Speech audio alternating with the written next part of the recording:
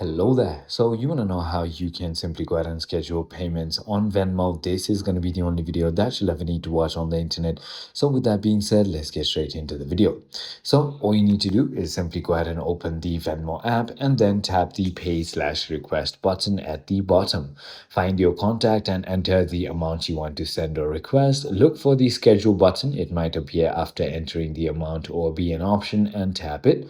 Once you've done that, choose if it's a one-time payment or a recurring one weekly, monthly kind of payment.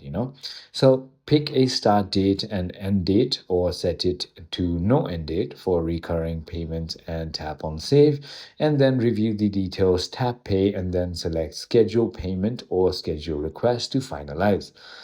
There are a couple key things that you need to know. Venmo first uses your balance. If it is insufficient, it uses your linked bank account, debit card, or credit card.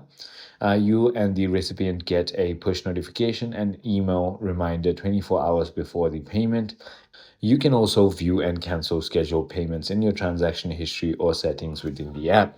I hope this video clarified a lot for you. If it did, hit that like button and I'll see you on the next one.